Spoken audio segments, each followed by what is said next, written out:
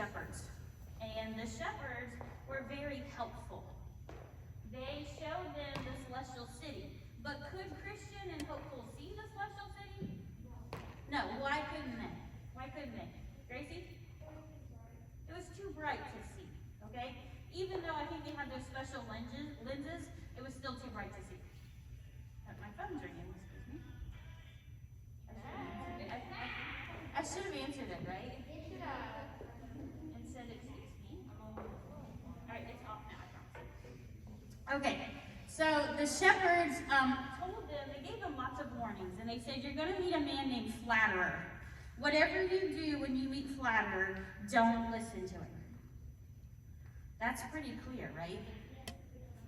It doesn't get any clearer than that. Like, there's a man coming, don't listen to him. Okay. Then they said, you're going to come across the enchanted ground. And be careful in the enchanted ground, because that's a place where little pilgrims can get sleepy. Sort of like some of you in chapel. This is our enchanted ground, and some of you get sleepy during chapel. And then they gave them a map that spelled out. They said, if you follow this map, you'll have no issues. None at all. You would think then that that would be the easiest thing. They said, you can't lose your way. If you use this map, you're not going to lose your way. If you stay away from the Flatterer, you use the map, be careful at the enchanted ground. Not too many directions to follow there, I wouldn't think. And then Christian and hopeful encounter a small army of wicked prince who had a prisoner, and they really didn't make too much eye contact with them. And the follower of the king had been a person that followed the king, but then stopped following him, so he was prisoner to the wicked prince. You would think then that with the warnings and such, that little Christian and hopeful would have no issues. Is that what really happened? No. How many of you are like Mrs. Mack and you're getting to the point where you are very frustrated with Christian? I'm very frustrated with him. I'm very frustrated because they keep telling Christian what to do and what not to do, and he doesn't listen. And then he's like, oh no, I've done it again. Oh no, I've done it again. He just keeps having the same cycle over and over again. Dylan, you gonna join me, buddy? I told you that was gonna happen. I warned you. Okay, so the reason I had you bring your book is because we're gonna kind of go page by page. All right, so if you have a book like the 5th graders do, it's page 127. 6th graders, it's whatever page chapter 41 starts up. Or excuse me, we're on here. So I don't know what it is for you 6th graders. You have those fancy schmancy books. What? Yeah, you guys have fancy schmancy books. Yeah. We have these ones. So we're gonna kind of go through this page by page. We're gonna combine reading class with chapter here. Okay? So let's start with page 127 or whatever is the first page for you. Okay. Oh, Miss Edwards, that's my old one.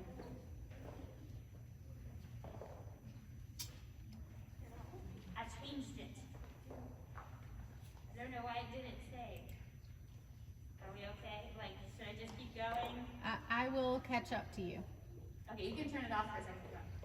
Alright, so when we on page 127, Christian and hopeful continue their journey toward the celestial city. It was hard to tell which was the right path to take. So on 127, they come up to this area and they're like, where there's the right path and there's the left path. And they spend time going back and forth. And they're like, well, this way looks kind of straight, okay? Then they go over to the other side and they're like, well, this way looks kind of straight too. And they're so confused about which path to take. It would have been really helpful to them if they would have had a map. What? They did have a map. The shepherd said, use this map and you won't lose your way. They get 50 feet from the shepherds and they're like, we can't find our way. Right? So they're looking back and forth, and the shepherds had told them, just use the map. But they didn't bother to do that. Oftentimes, we are given tools to use that we forget about. Okay? On our journey with God, there are things that come along, and there are tools, and we forget to use those tools. our journey that are helpful to us, that we're supposed to use, but maybe sometimes we forget. Noah? Definitely the Bible. That's as clear of a map as you can get. Layton? Okay. He said a planner. Okay. In your Christian walk, you probably don't need a planner, but in our educational walk, Layton, yes, we need a planner that we should use every day. Bella? Definitely God. Hudson? Prayer is a good one. Kinsey? The Holy Spirit leads and guides. What about somebody like, I don't know, Mrs. Glovich? Is she a tool that we could use on our journey? How could we use Mrs. Glovich on our journey? Grammar. Yes, you must speak correctly in order to reach the celestial city. Gracie.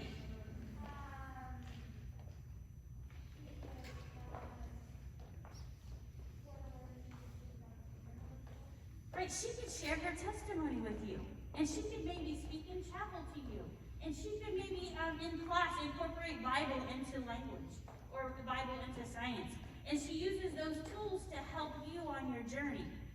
But sometimes, even though we have all of those warnings, we still don't use our resources. That happens in class, too. We don't use our resources. All right, so Christian and hopeful continue their journey. The shepherds had given them a map, but they didn't use it. Then they encountered a man named the Flatterer, but they thought he was a normal pilgrim. If I remember correctly, the shepherd said, "You will meet a man named the Flatterer. Don't listen to him." Right? And so they encountered the Flatterer, and they listened to him, right? They don't pay any attention to what they were warned about. No matter how many warnings and tools Christian is given, somehow he continues to forget to use them. And so they decide that they're going to follow the Flatterer. The Flatterer, if you had to guess what Flatterer means, what would you say? Lily? Someone that says things you want to hear. Somebody that what? That says things you want to hear. Is someone who says things you want to hear. Excessive praise. Okay, so all of us like to get praise. Yes, anybody in here not like to get praise? Right. Everybody likes praise. But a flatterer is someone who does it excessively. Now, if, just listen to that part, would we think of the connotation of flatterer is positive or negative? Right, somebody who gives praise you would think would be a positive thing. But in this case, it doesn't turn out to be that way, because flatterer is disguised. And so they decide that they're going to listen to the flatterer, and they end up going the wrong direction. So the shepherds gave them a map, they didn't use it. They said, don't listen to the flatterer, they listened to the flatterer. Then they end up going the wrong direction. It says they didn't look at the map, and the shepherds had given them, and they regretted their mistake. Instantly, they realized, hey, we're going back towards the Delectable Mountains. All right. So then on page 128, the next page, it talks about. There's a couple of quotes that really struck out to me. The first one says, "I don't think we shall be foolish again."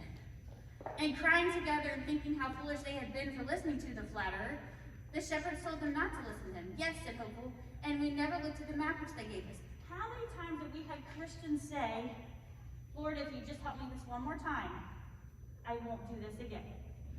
He keeps saying it over and over again, okay? But I think the same thing happens sometimes with us. If you just let me have grace this one time, I won't do it again. Well, I know you gave me grace before, but if you give me grace one more time, I won't do it again. It's the same thing kind of over and over again. And Christian acknowledges that they are very bad pilgrims. He says, "We are very bad," said Christian. "We are always doing naughty things. If only the king would save us this once, I don't think we shall be foolish again." So they turned around, but the flatterer turned around at the same time. And what happened to them? Because the flatterer turned around at the same time and they were going in the wrong direction, what happened, Cam? they got tangled in a net. And the more they fought and fought and fought this net, the tighter it became. So eventually they just kind of laid there and cried. Yeah? We get to that point sometimes too when things are so frustrating, all you want to do is lay down and cry. Alright, so they're at that point. And then that was a short page. So go ahead and go to page 129. So the Shining One is going to come and rescue them. Thank goodness. Christian and Hope are worried that they're going to have to spend the night in the net. And they hear someone approaching, and even Hopeful is nervous about it.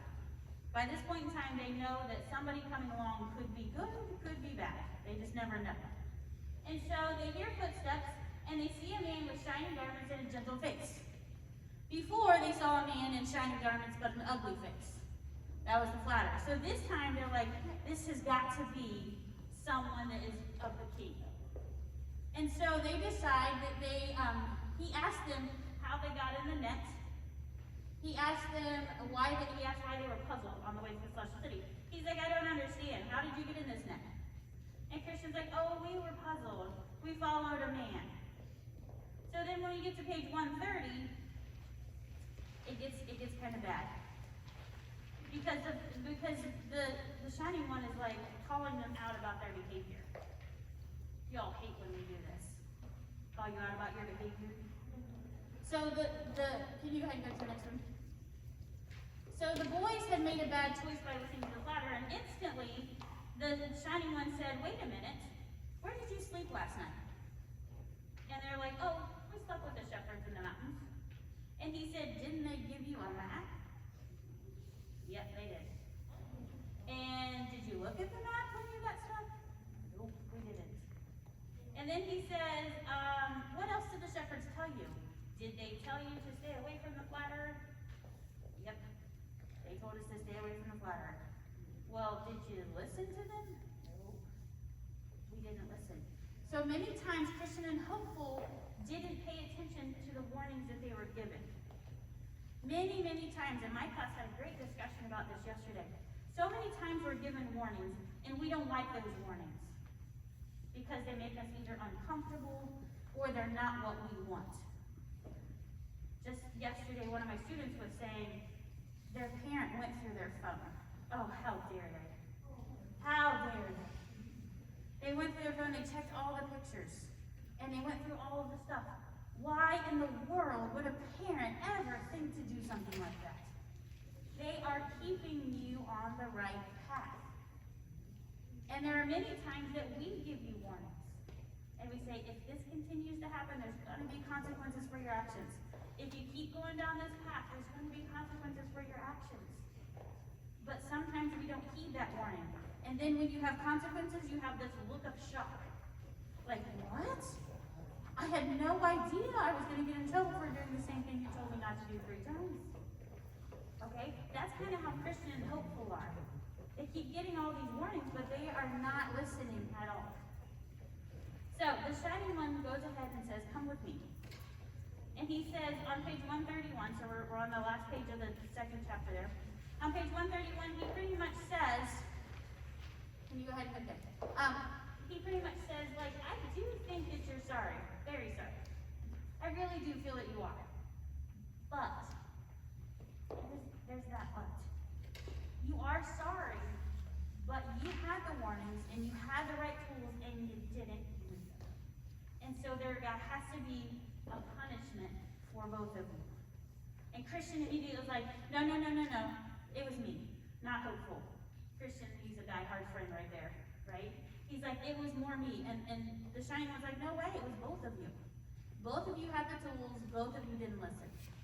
And so with these, they were sorrowful for their choice. Even though they were sorry, they still had consequences. It says, even the king will forgive them, but there's still consequences. They were both whipped many times. So the Shining One gets out a whip, and he whips both of them many times. And during that time, they said it hurt, but they knew they deserved it. I can't think of a time. My mom was one that used to whip me. Yes. The angel Mrs. Mack used to get in trouble. Okay? I used to, everybody knows in my class, I used to steal bubble gum, right? It was a bad habit of mine. When we go to the store, I just load my pockets, right? And my mom used to have to whip me. And never during that time when she was whipping me did I think, I deserve this, right? Bring it on, Mom. No, that did not happen. But in this moment, Christian and Hopeful realized that they deserved the punishment they were given. That's huge. That's like them owning their actions and realizing that they were wrong. I eventually stopped stealing gum. So, the king would not, this was the most important thing. If you hear nothing else, it says the king would not remember their naughtiness anymore. Another discussion that 5A had yesterday during lunch, we were talking about forgiveness. And we said forgiveness is hard. And I said it is hard, but sometimes forgiveness is easier because you can never forget it. Like if somebody wrongs Mrs. Hoyt like punches me, okay, I can forgive her for that, but it's always going to be in the back of my mind. It's going to be a constant reminder, hey, she punched me. But with God, it's completely different. When you ask for forgiveness, He completely forgets about your naughtiness. If only we teachers could do that, right? I forget that you did that. I forget that you did that. We used the example in my class. What was that?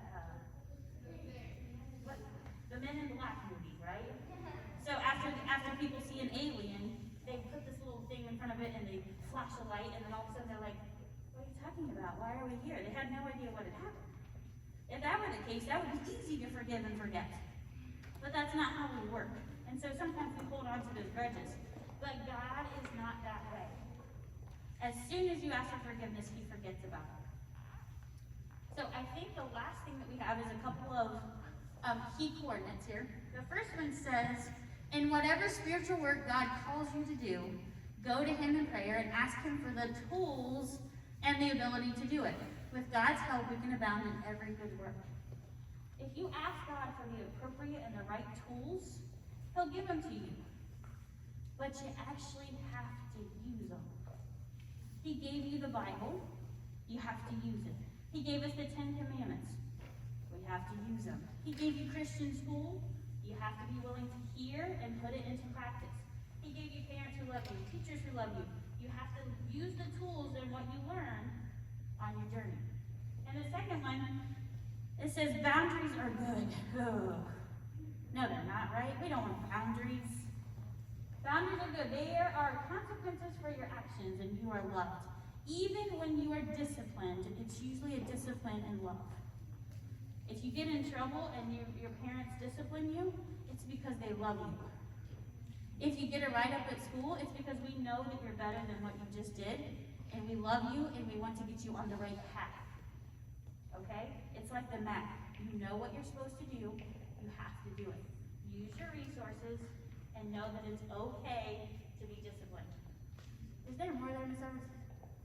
Yes. So the Bible verse that I picked was, I correct and discipline everyone I love. So be diligent and turn from your carelessness. God clearly says He disciplines those that He loves. So we have to be careful. So hopefully, after so many warnings and finally Christian getting whipped, maybe now when he starts on this journey, he'll actually pay attention. How many of you would like to guess that he's going to pay attention? Whoa, that's scary. Okay, how many hope that he'll pay attention? Yes, okay, so we're hoping now that he's been whipped, because you would have thought after the Slough of Despond, he would have listened, but no. You would have thought maybe after the mountains and the jagged rocks, he would have listened. No. He just keeps going down this path. So hopefully as we get ready for the next couple of chapters, Christian will start he's at a point where he's owned his actions. And so maybe now that he realizes that he's the problem, he'll start on the right journey. Let's pray together as praise team comes up. God, we thank you for today, God. We thank you for a reminder that even in our sin, you love us. Lord, that as soon as we ask forgiveness, that you forget all about our naughtiness. And God, we pray that you'll help us to use resources and tools that we're given. And we pray that you'll be with us, Lord, as we go throughout today.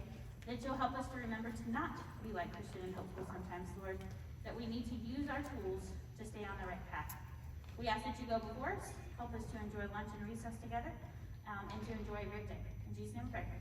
Amen.